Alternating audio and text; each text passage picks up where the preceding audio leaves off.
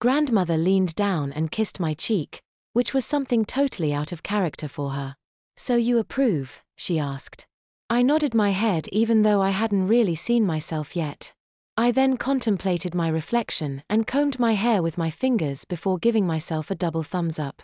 She patted my cheek and said, "You are such a handsome young man." I looked into the eyes of her reflection and said, "I get my good looks from my grandmother." Boy, was I surprised how much she blushed. Seriously, her apple cheeks turned as red as apples.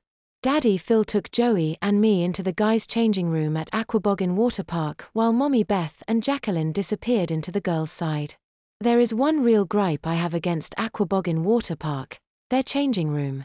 There is no place private to change at all. It is just one giant room with a continuous concrete bench that wraps around 3 of the 4 walls. In the center of the room, coming right out of the ceiling, there is a grid of pipes and shower heads that rain fresh water down for people to shower off after swimming. Even the toilets, which are located on the other side of a block wall, are open with no dividing walls or doors or anything.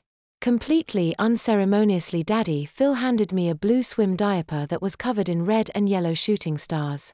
I just stood there glaring at it as though it were some totally alien object that my young mind could not comprehend. Quite the opposite, Joey was so excited that he practically ripped off his clothes unreservedly, unmindful of anyone else in the changing room. Oh, and yes, there were others in there with us. Most of them seemed to be trying to masquerade themselves with the pretense that they hadn't noticing that someone Joey's size was wearing a very wet disposable diaper, but I could tell that they had seen him. There were also a few younger guys that didn't have the couth to act like they hadn't noticed. They were staring right at him with big eyes and hanging jaws. I suppose Joey is still small enough and young enough that seeing him in a wet diaper wasn't a total surprise for the strangers in the room. But I am 12, for pity's sake.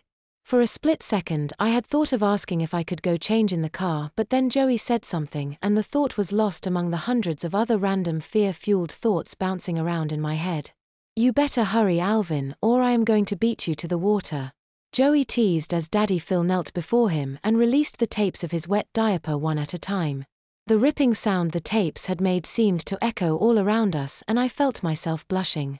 Finally I leaned my surfboard against the wall and started slowly pulling my shirt over my head, all the while hoping that everyone else would vacate the changing room before I got to my pants. Unfortunately, just the opposite happened. 4 more boys about my age came in and loudly started undressing as they talked and laughed. "You should have seen her. She was smokin'," one of the boys said. "Yeah, you could see right through her shirt," another said. The heavy-set boy who'd come in with them added, "Still, she's not as hot as Angelina Jolie." They all agreed with him and carried on talking as they swapped their street clothes for swim trunks.